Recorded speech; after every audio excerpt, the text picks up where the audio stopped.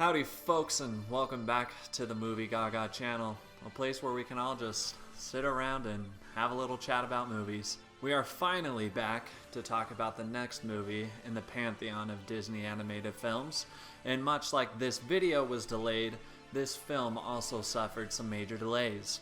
Walt Disney originally wanted to follow up Snow White and the Seven Dwarfs with this story, struggling to find a way to adapt a story that was actually quite grim in its original novel form, and not knowing how to animate animals properly, it was decided to put the movie on the back burner.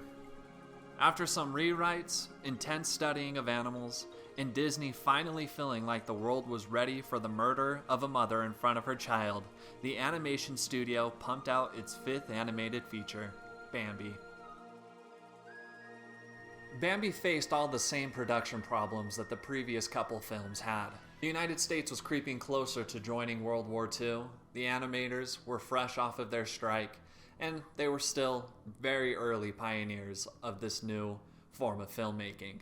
This caused the movie to be constantly delayed and pushed aside until the right combination was found for the production. When it was decided that the story of Bambi needed to be more realistic and less fantastical, unlike Snow White, Pinocchio, etc., Walt Disney wanted the characters of the story to feel more lifelike as well. The animators were able to accomplish this by studying real-life animals tirelessly, including bringing actual woodland creatures into the animation studio for study. The story took a while to fine-tune as well. While steering away from fantasy, it became a little too grim and a little too unfamily-friendly, so they added some comic relief characters like Thumper and Flower, who aren't found in the original novel. The actual depiction of Bambi's mother was decided to be changed to an off-screen death rather than on-screen death. And originally they wanted to show a man dead by the fire that was created by them in the movie's finale, but they decided to keep any humans completely out of the film. Apparently this was done to avoid any controversy of them claiming hunters are evil and that it was good that they died, which, I mean... When they were finally able to release Bambi, it faced the same tribulations that Pinocchio, Dumbo, Fantasia all had. They were unable to release the movie to very many overseas markets. Americans were too preoccupied with being worried about the war, so at the box office, it failed. And critically, it was also met with mixed reactions. Many reviews knocked the film for its more serious tone, and the lack of fantasy that it consisted of that people were used to from Disney. But in the years since its release, obviously it has made plentiful money and is seen as yet another quintessential animated film. For me, I would say it's pretty good. It's good, I guess. I sort of fall into the encampment of it being a little too serious without a whole lot of return. It is awesome what the animators accomplished in being able to make the characters more lifelike, and even though it's old 2D animation, they were still able to breathe life into these characters. Unlike a certain other Disney film, which recently came out and flaunted its realistic-looking animals. But the characters themselves just aren't super strong. Bambi is basically just a point of view for us to follow through this world. Flower doesn't do much besides go, oh golly. And Thumper is a problem. They very much wanted Thumper to be in this movie, to be comic relief for kids, which I get, but he is constantly pulling the movie down. He is a cartoon character in this very realistic world that these filmmakers created, and it is just jarring.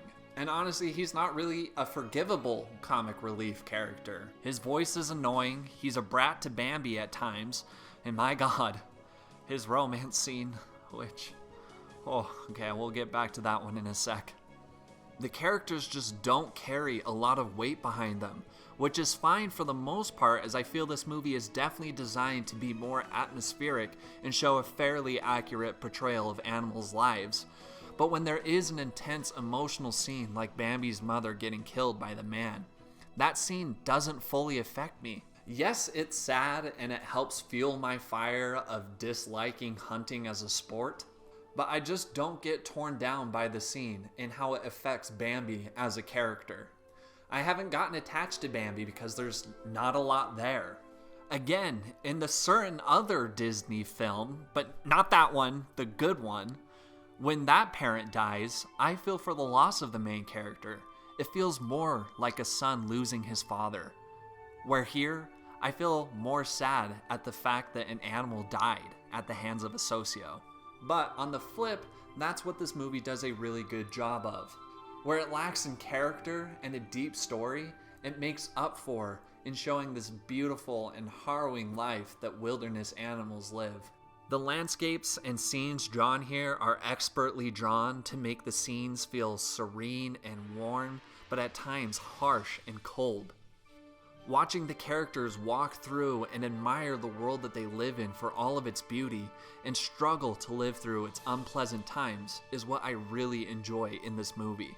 If they let the movie be more mature, it could have been even more interesting and potentially even great. But we get sucked back in by Thumper being a pester, or yanked away by a weird try-it romance. Which, again, they're showing real life lives of animals, and so when they're showing this love portion of animals' lives, they also still want to make it kid-friendly, and so it just becomes kind of weird.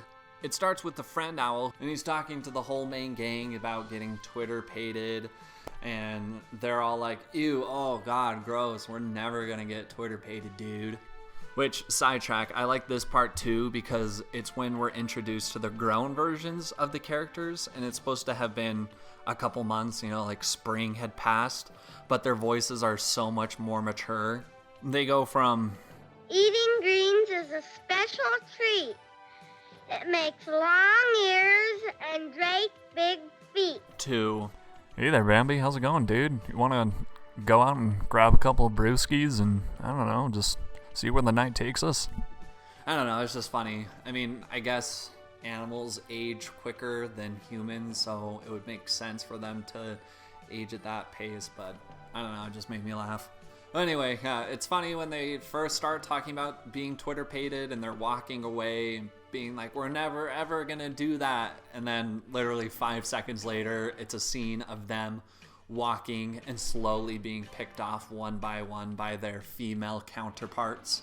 First goes Flower, and the lady skunk's all like giggly and weird in the bushes, and it's just kind of like, okay, that was kind of weird.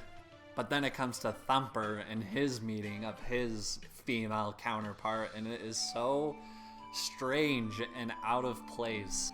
The Lady Bunny is being very overly seductive towards Thumper. Again, because it's Thumper and he's a cartoon character in this realistic world, it's just so unnatural and weird.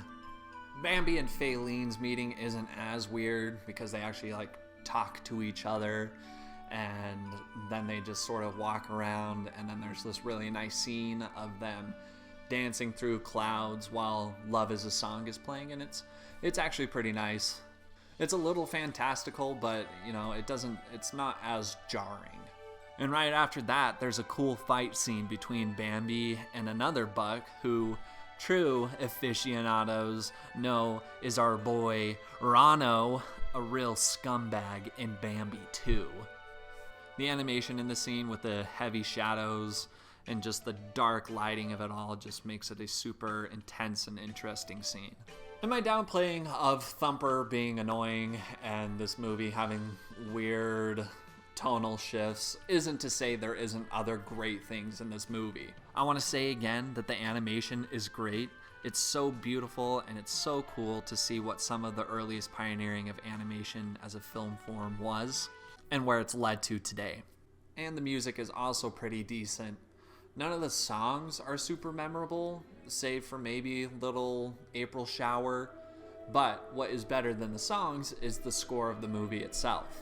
The score has vocals that bring us so much into the weather feeling of the scenes.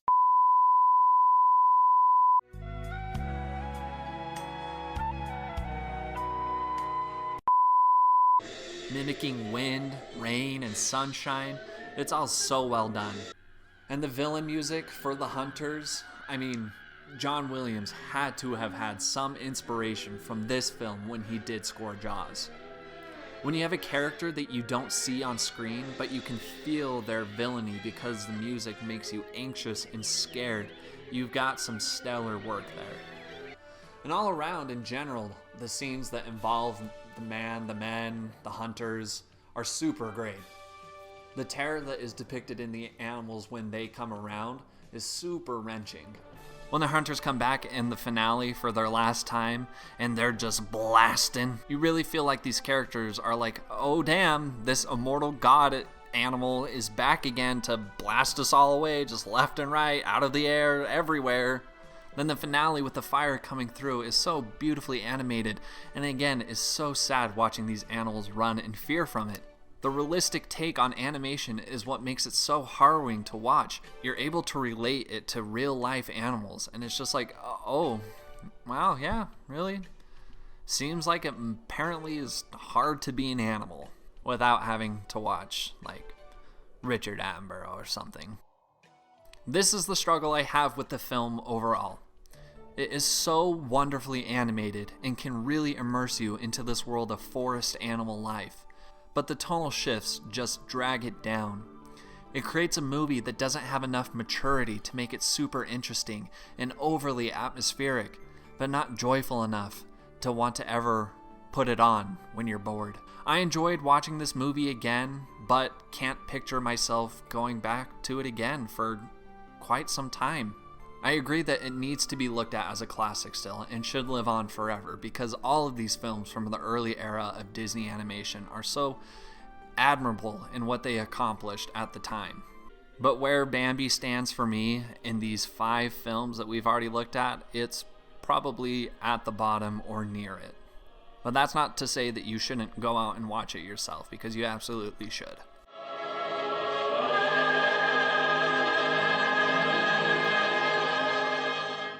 Bambi would then mark the end of an era for Disney animation. The following string of movies is going to be interesting. I'm going to have to figure out how I'm going to make videos for them because I don't know how I feel dedicating a whole video to 3 Caballeros movies. So we'll see what's up. Thank you for watching this video though, and be sure to stay tuned for our next feature presentation coming soon.